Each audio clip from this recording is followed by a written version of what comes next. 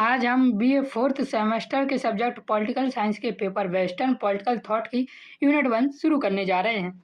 इसके पहले की वीडियो में मैंने आपको पूरा पॉलिटिकल साइंस के पेपर वेस्टर्न पॉलिटिकल थॉट का सिलेबस डिस्कशन किया था। हम कैसे सिलेबस कंप्लीट करने वाले हैं इसके बारे में बताया था। आप वहां से जाकर देख सकते हैं। आपको पीडीएफ कहाँ से मिलेगा इसके बारे में भी मैंने यूनिट 1 में बताया है। आप वहीं से जाकर जरूर देखें। तो यूनिट 1 में हमें पढ़ना है प्री सोक्रेटिक थॉट के बारे में। इसी में हम एपिक्यूरियंस, प्लेटो, एरिस्टोटल और स्टोइक्स के बारे में पढ़ेंगे। प्लेटो और एरिस्टोटल हमारे दार्शनिक हैं, इनके बारे में इस यूनिट में हम देखने वाले हैं। चैनल पर नए हैं तो चैनल को सब्सक्राइब जरूर कर लीजिए। आपका पेपर चाहे थ्योरी का हो या एमसीक्यूज का, सारे क्वेश्चन यहीं से कंप्लीट होने वाले हैं।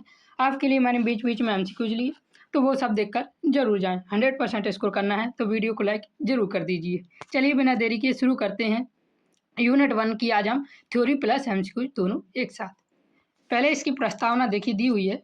पाश्चात्य राजनीतिक विचार अर्थात वेस्टर्न पॉलिटिकल थॉट की शुरुआत प्राचीन यूनान से होती है। पहला आपका एमसीक्यूज मिल गया कि वेस्टर्न पॉलिटिकल थॉट की शुरुआत कहाँ से होती है, तो याद रखना प्राचीन यूनान से होती है। प्रारंभिक विचारकों का ध्यान राजनीति पर नहीं बल्कि प्रकृति, ब्रह्मांड और उसके मूल तत्वों को समझने पर था। इन विचारकों की प्री सोक्रेटिक दार्शनिक कहा जाता है। जिन विचारकों का मतलब कि ध्यान प्रकृति, ब्रह्मांड और मूल तत्व को समझने पर था, उन्हें क्या कहा जाता है, याद रखना प्री सोक्रेटिक दार्शनिक कहा जाता है। क्योंकि ये सोक्रेटिस से पहले के थे, इसलिए इन्हें क्या कहा गया, प्री सोक्रेटिक दार्शनिक कहा गया है, ये याद रखना। इसके बाद इन विचारकों को प्री सोक्रेटिक दार्शनिक कहा गया। इनका प्रमुख प्रश्न था संसार का मूल तत्व अर्थात आर्क क्या है। ये दार्शनिक मुख्यतः एशियाई माइनर क्षेत्र से संबंधित थे। तो याद रखना प्री सोक्रेटिक दार्शनिक कहाँ से संबंधित थे, तो एशिया माइनर क्षेत्र से संबंधित थे और इन्होंने प्राकृतिक घटनाओं को तर्क के आधार पर समझने का प्रयास किया था। प्री सोक्रेटिक दार्शनिक तत्व और परिवर्तन की खोज। अब देखेंगे हम प्री सोक्रेटिक दार्शनिक कौन थे। इस विचार की यात्रा की शुरुआत थेल्स से होती है। याद रखना प्री सोक्रेटिक दार्शनिक तत्व और परिवर्तन की खोज का विचार कहाँ से शुरुआत होता है, तो थेल्स से होता है, जिसने जल को संसार का मूल तत्व माना है। एमसीक्यूज में पूछा जा सकता है जल को संसार का मूल तत्व किसने माना है, तो थेल्स ने माना है।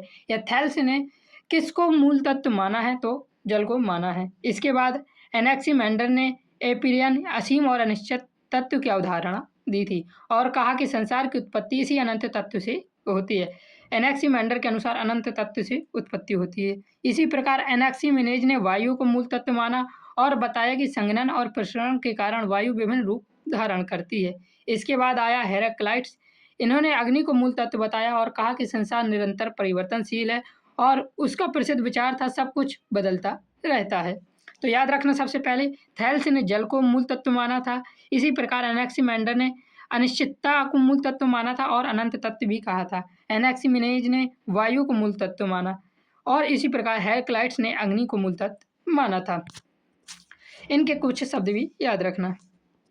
उसने लोगोस की अवधारणा भी दी।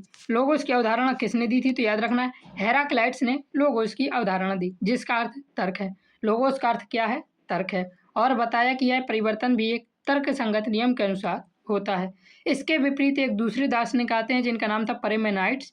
इन्होंने परिवर्तन को भ्रम बताया है और कहा है कि वास्तविकता स्थायी और अपरिवर्तनीय है, ये याद रखना। इस प्रकार परिवर्तन और स्थायित्व के बीच विरोध स्पष्ट होता रहा है। आगे देखिए दिया हुआ है, पाइथागोरस ने संख्या को वास्तविकता का आधार माना है और कहा है कि ब्रह्मांड एक गणितीय संरचना है। इसी प्रकार डेमोक्रिटस ने परमाणुवाद का सिद्धांत दिया। किसने कौन सा सिद्धांत दिया, किसने किसको कौन से तत्व को मूल माना है, ये याद रखना। संसार छोटे छोटे परमाणुओं से मिलकर बना है, ये किसने कहा था, तो ये पाइथागोरस ने कहा था। इसी प्रकार एपेंडोक्लीज ने 4 तत्व बताए हैं, जल, वायु, अग्नि और पृथ्वी। इसी का सिद्धांत एपेंडोक्लीज ने दिया था। यहाँ से जो बार बार रिपीटेड एमसीक्यूज है वो मैंने आपके लिए ली हुई है। सबसे पहला क्वेश्चन है हमारा, आर्क का अर्थ क्या है। तो ऊपर आपने देखा होगा आर्क का अर्थ है मूल तत्व, और कौन सा मूल तत्व किसने दिया है, इससे रिलेटेड एमसीक्यूज भी पूछे जाते हैं। पहला एमसीक्यूज पूछा गया है, थेल्स ने किसे मूल तत्व माना है। तो मैंने आपको अभी बताया है थेल्स ने जल को मूल तत्व माना था, याद रखना। वेरी वेरी इंपॉर्टेंट एमसीक्यूज है ये। क्वेश्चन नंबर दूसरा हमारा दिया हुआ है, एपिरियन की अवधारणा किसने दी थी। तो एपिरियन की अवधारणा दी थी किसने, एनेक्सीमेंडर ने एफिरियन की अवधारणा दी थी। क्वेश्चन नंबर तीसरा है हमारा, हेराक्लेटस का मुख्य सिद्धांत क्या है? तो हेराक्लेटस का मुख्य सिद्धांत है परिवर्तन। तो ये एमसीक्यूज बिल्कुल भी छोड़ के मत जाना, पेपर में बार बार ये एमसीक्यूज रिपीट हुए हैं, इसलिए पढ़ के जरूर जाना। उस पर इसी प्रकार पांचवा प्रश्न है, परिवर्तन को भ्रम किसने माना है?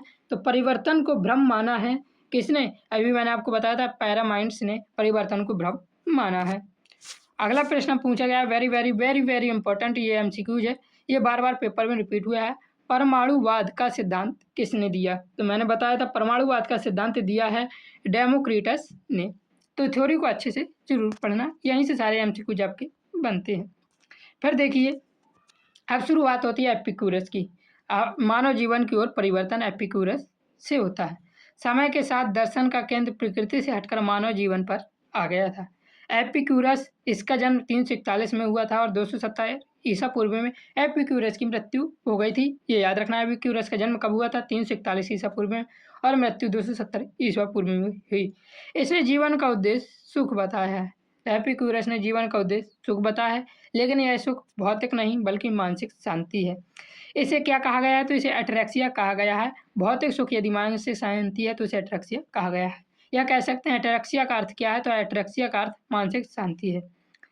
उसके अनुसार, अर्थात एपिक्यूरस के अनुसार, भय विशेषकर मृत्यु और देवताओं का भय है और यही दुख का कारण है। इसलिए मनुष्य को भय मुक्त होकर सरल और संतुलित जीवन जीना चाहिए, ये एपिक्यूरस ने कहा था। तो सबसे पहले याद रखना, एपिक्यूरस का जन्म हुआ था 341 ईसा पूर्व में, इसकी मृत्यु हुई थी 270 ईसा पूर्व में। एपिक्यूरस ने जीवन का उद्देश्य सुख बताया है, लेकिन इसका सुख का उद्देश्य भौतिक नहीं बल्कि मानसिक शांति होनी चाहिए। मानसिक शांति को क्या कहते हैं? एट्रैक्सिया कहते हैं। एट्रैक्सिया का हिंदी अर्थ मानसिक शांति होता है। और एपिक्यूरस भय के अनुसार, भय विशेषकर मृत्यु और देवताओं का भय दुख का कारण माना है। तो एपिक्यूरस ने दुख का कारण किसे माना है? तो भय माना है, और जिसमें विशेषकर मृत्यु को और देवताओं के भय को दुख का कारण माना है। इसलिए मनुष्य को भय मुक्त होकर सरल और संतुलित जीवन जीना चाहिए, ये एपिक्यूरस ने कहा था।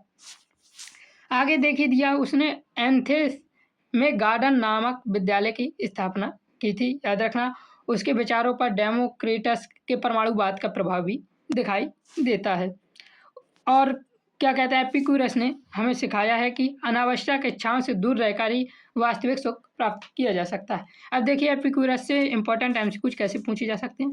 थ्योरी में सारे ही क्वेश्चन आने वाले हैं। ये मैंने वो एमसीक्यूज लिए हुए हैं जो इस थ्योरी से बार बार रिपीट हुए हैं, इसलिए थ्योरी को अच्छे से जरूर पढ़ें। प्रश्न है हमारा, एपिक्यूरस के अनुसार जीवन का उद्देश्य क्या है?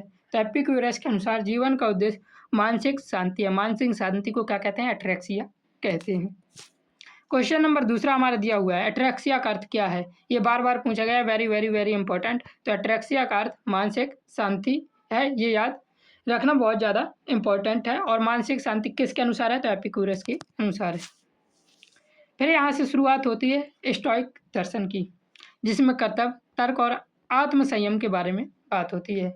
एपिक्यूरस, जिसके बारे में अभी हमने पढ़ा, उसके विपरीत स्टोइक दर्शन का विकास हुआ, जिसके संस्थापक जैनों थे। याद रखना, स्टोइक दर्शन के संस्थापक कौन थे? तो इसके संस्थापक जैनों थे। यह दर्शन एथेंस से प्रारंभ हुआ और बाद में रोम तक विकसित हुआ।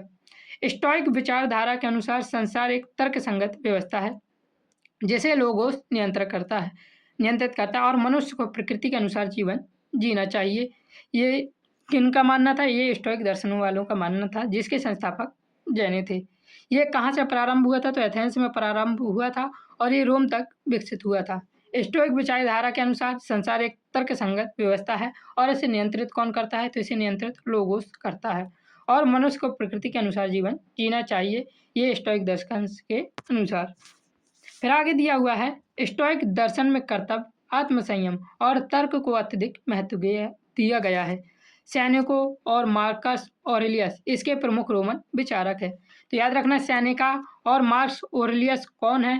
तो ये क्या है? रोमन विचारक हैं जो कि स्टोइक दर्शन से जुड़े हुए हैं। स्टोइक दर्शन का मुख्य उद्देश्य कठिन परिस्थितियों में भी धैर्य और संतुलन बनाए रखना है, याद रखना। यहाँ से फिर देखिए, जो बार बार इंपॉर्टेंट एमसीक्यूज रिपीट हुए हैं उसका देखिए, स्टोइकिज्म के संस्थापक कौन है, अर्थात स्टोइक्स के संस्थापक कौन है? तो इसका हमारा सही आंसर क्या हो जाएगा? स्टोइकिज्म के संस्थापक कौन है? तो जेनो ऑफ सिटियम इसके संस्थापक हैं। पूरा नाम क्या था? जेनो ऑफ सिटियम था, वैसे याद रखना सिर्फ जेनो। स्टोइकिज्म के संस्थापक जेनो हैं। क्वेश्चन नंबर दूसरा दिया हुआ है, स्टोइक दर्शन का मुख्य आधार क्या है? तो अभी मैंने आपको ऊपर थ्योरी में समझाया, स्टोइक का मुख्य आधार कर्तव्य और आत्मसंयम है। फिर तीसरा महत्वपूर्ण इंपॉर्टेंट एमसीक्यू जो कि पूछा गया है, लोगोस की अवधारणा किससे संबंधित है? तो लोगोस की अवधारणा स्टोइक्स से संबंधित है। अब अगले विचारक आते हैं प्लेटो। प्लेटो के बारे में हम देखेंगे। फिर प्लेटो के बाद एरिस्टोटल अर्थात अरस्तू के बारे में भी हम इसी थ्योरी में देखेंगे। और आपको यहाँ से कंप्लीट करने के बाद आप पेपर में 100% एमसीक्यू यूनिट 1 से कंप्लीट कर पाएंगे। प्लेटो इसे आदर्श राज्य और न्याय की बात करता है। प्लेटो प्लेटो का जन्म याद रखना 427 ईसा पूर्व में हुआ था और इसकी मृत्यु 347 ईसा पूर्व में हो गई थी। प्लेटो का जन्म एथेंस में हुआ था। यह क्वेश्चन बार बार पूछा गया है, प्लेटो का जन्म कब हुआ था? तो एथेंस में हुआ था। प्लेटो किसका शिष्य था? तो यह सुकरात का शिष्य प्लेटो था। इसने अकेडमी नामक विद्यालय की स्थापना की। प्लेटो के अनुसार भौतिक संसार अपूर्ण और वास्तविक विचारों की दुनिया में स्थित है। तो याद रखना, प्लेटो के अनुसार भौतिक संसार अपूर्ण है और वास्तविक विचारों की दुनिया में स्थित है और उसने द गुड को सर्वोच्च विचार माना है। याद रखना, प्लेटो की प्रमुख कृतियां रिपब्लिक और लॉस हैं। याद रखना, पूछी जा सकती है रिपब्लिक किसकी कृति है और लॉस किसकी कृति है? तो याद रखना, ये किसकी कृति है? प्लेटो की कृति है। रिपब्लिक में उसने आदर्श राज्य की परिकल्पना प्रस्तुत की। तो आदर्श राज्य की परिकल्पना किसने दी? तो आदर्श राज्य की परिकल्पना प्लेटो ने दी। और आपने किस किताब में ये बताया है, किस कृति में बताया? तो रिपब्लिक में बताया है। उसके अनुसार राज्य 3 वर्गों में विभाजित होता है, शासक, सैनिक और उत्पादक। याद रखना। आगे दिया हुआ है, न्याय का अर्थ है कि प्रत्येक वर्ग अपना कार्य सही ढंग से करे। प्लेटो ने दार्शनिक राजा की अवधारणा भी दी और कहा कि केवल दार्शनिक ही शासन के योग्य है। और आत्मा को 3 भागों में बुद्धि, साहस और इच्छाओं में भी इसने प्लेटो ने विभाजित किया है। याद रखना, प्लेटो ने दार्शनिक राजा की अवधारणा दी, केवल दार्शनिक ही शासन के योग्य है ये भी कहा, और प्लेटो ने आत्मा को 3 भागों में बुद्धि, साहस और इच्छाओं में विभाजित किया है और बताया है कि न्याय तब होता है जब इन तीनों में संतुलन हो, बुद्धि, साहस और इच्छाओं में संतुलन हो, तभी न्याय होता है। आगे दिया हुआ है, प्लेटो ने शिक्षा को अत्यधिक महत्व दिया और कहा कि उच्चतम ज्ञान तर्क और दर्शन से प्राप्त होता है, इसलिए पढ़ाई बहुत जरूरी है। आप भी अच्छी तरीके से पढ़िए और पेपर में 100% स्कोर करिए। इसका प्रसिद्ध गुफा रूपक अज्ञान और ज्ञान के अंतर को स्पष्ट करता है। गुफा रूपक में क्या है? तो याद रखना, अज्ञान और ज्ञान के अंतर का स्पष्टीकरण गुफा रूपक में है। प्लेटो ने लोकतंत्र की आलोचना करते हुए कहा है, क्या है भीड़ तंत्र मोबोक्रेसी है? इंग्लिश में पूछ लिया जाता है। लोकतंत्र की क्या कहकर आलोचना की है प्लेटो ने? तो मोबोक्रेसी कहकर अर्थात भीड़ तंत्र कह के आलोचना की है। आपने एक प्रसिद्ध टीचर खान सर से भी ये बात सुनी होगी कि अपने भारत में भीड़ तंत्र ज़्यादा है लोकतंत्र की बजाय। तो इसकी आलोचना किसने की थी? तो भीड़ तंत्र की आलोचना प्लेटो ने की थी। मतलब लोकतंत्र की आलोचना करते हुए कहा था भीड़ तंत्र में लोकतंत्र बदल सकता है और आज भारत में यही हो रहा है। उसने शासक और सैनिक वर्ग के लिए परिवार और निजी संपत्ति को समाप्त करने का समर्थन किया है और दार्शनिक राजतंत्र को सर्वोत्तम शासन प्रणाली माना है। यदि आपने ये प्लेटो से रिलेटेड पूरी थ्योरी अच्छे से पढ़ी है तो एक भी एमसीक्यू आपसे छूटने वाला नहीं है।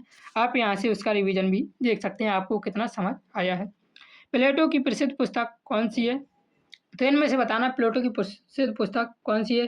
तो प्लेटो की प्रसिद्ध पुस्तक है द रिपब्लिक और लॉस। याद रखना। क्वेश्चन नंबर दूसरा दिया हुआ है, फिलोसफर किंग की अवधारणा किसने दी? तो फिलोसफर किंग की अवधारणा किसने दी थी? प्लेटो ने फिलोसफर किंग की अवधारणा दी थी। क्वेश्चन नंबर तीसरा पूछा गया है, प्लेटो के अनुसार न्याय क्या है? प्रत्येक वर्ग अपना कार्य सही ढंग से करे, यही प्लेटो के अनुसार न्याय है। क्वेश्चन नंबर चौथा और आखिरी क्वेश्चन प्लेटो से रिलेटेड है यहाँ पे, जो कि बार बार पूछा गया है। प्लेटो ने लोकतंत्र को क्या कहा है? तो प्लेटो ने लोकतंत्र को डेमोक्रेसी को मोबोक्रेसी अर्थात भीड़ तंत्र कहा है।